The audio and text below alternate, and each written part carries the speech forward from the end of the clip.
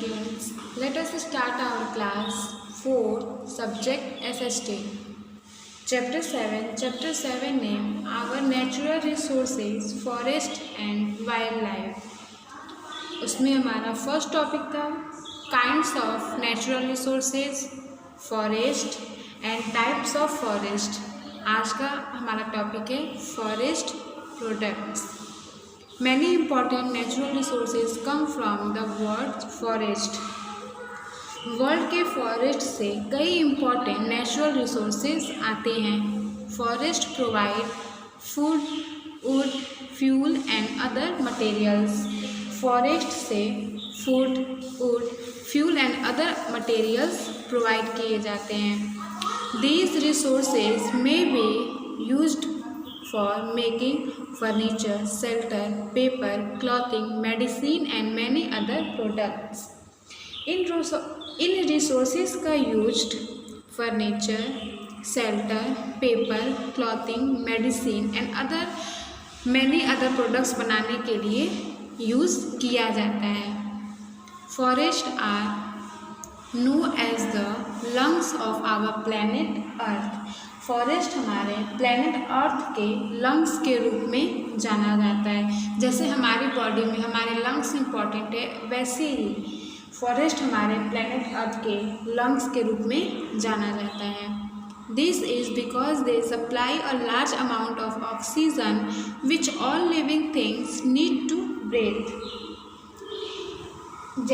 क्योंकि वे large amount में ऑक्सीजन सप्लाई करते हैं जिससे सभी लिविंग थिंग्स को ब्रीथ लेने में उसकी आवश्यकता होती है।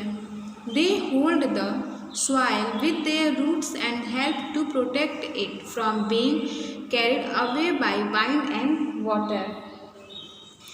वे सॉइल को रूट से होल्ड किए रहते हैं और वाइंड और वाटर के द्वारा इसे ले जाने में वो प्रोटेक्ट करते हैं और उनकी हेल्प करते हैं। Forests also offer a peaceful place for different activities such as hiking, campaigning, bird watching and exploring nature. Forest different activities जैसे hiking, camping, bird watching, exploring nature की खोज के लिए एक पीसफुल प्लेस प्रदान करता है।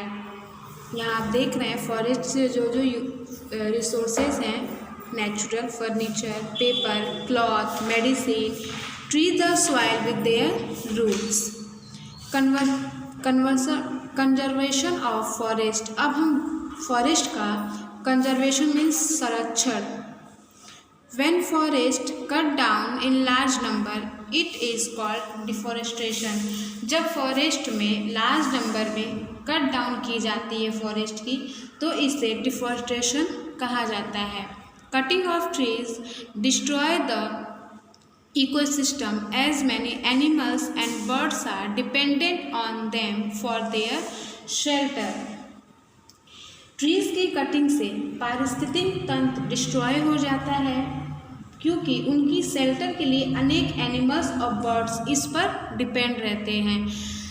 बर्ड्स और एनिमल्स हमारे फॉरेस्ट पर ही डिपेंड रहते हैं और जब कटिंग डाउन होती है ट्री की तो उनका शेल्टर छूट जाता है।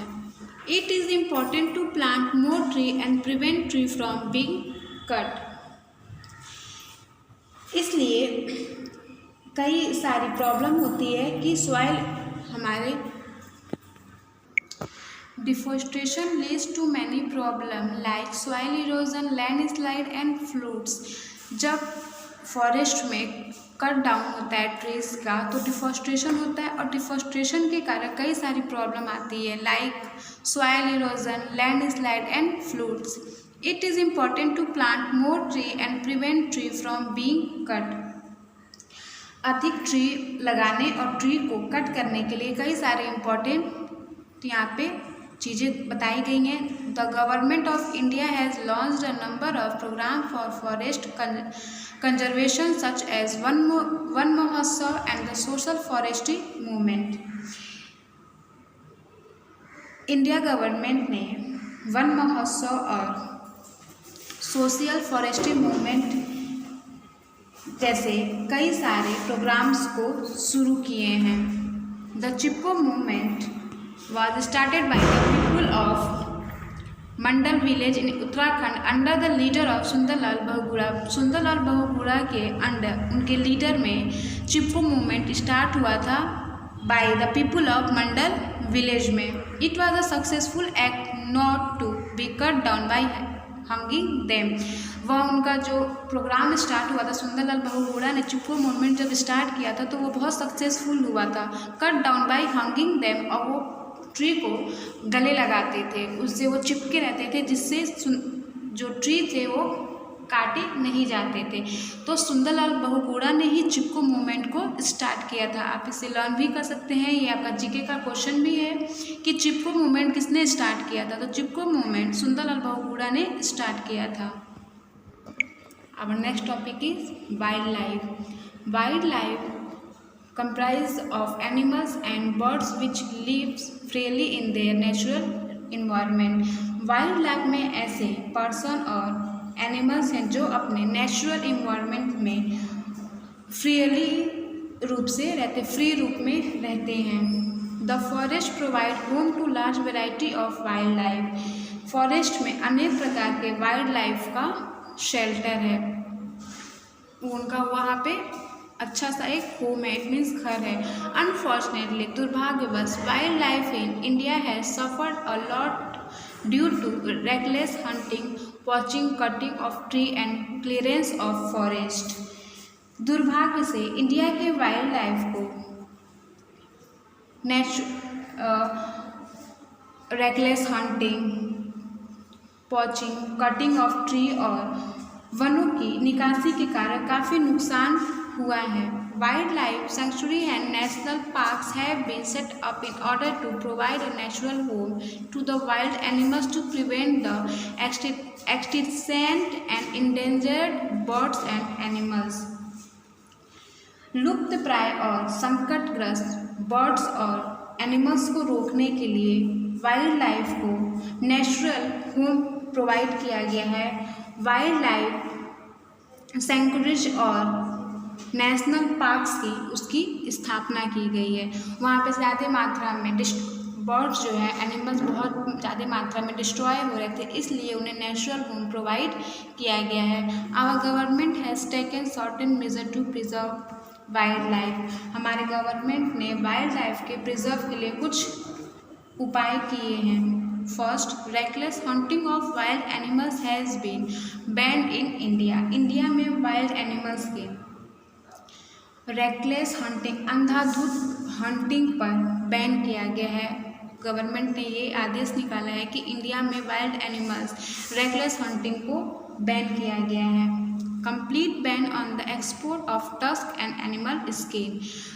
टस्क और एनिमल स्किन एक्सपोर्ट पर कंप्लीट बैन किया गया है। इट मीन्स एनिमल स्किन और टस्क को कभी भी एक्सपोर्ट नहीं किया जा सकता। इट मीन्स उनका आयात नहीं किया जा सकता है। Periodical record of wild animals is kept to know their extant number। Wild life का पेरियोडिकल रिकॉर्ड उनका सही नंबर जानने के लिए रखा जाता है कि उनकी संख्या कितनी है। Poachers and hunters are punished several. शिकारियों और पॉचर्स को गंभीर रूप से पनिश किया जाता है। जो भी शिकार करते हैं उनको पनिश किया जाता है, क्योंकि ये गवर्नमेंट ने बैन किया है कि कोई भी शिकार नहीं कर सकता है। Zoological park are being set up, और जूलॉजिकल पार्क की स्थापना की गई है। Did you know? यहाँ पे आप देख रहे हैं टाइगर, वन ऑनर, rhinos, musk deer and great Indian bustard are considered to be endangered species at they are on verge of extinction।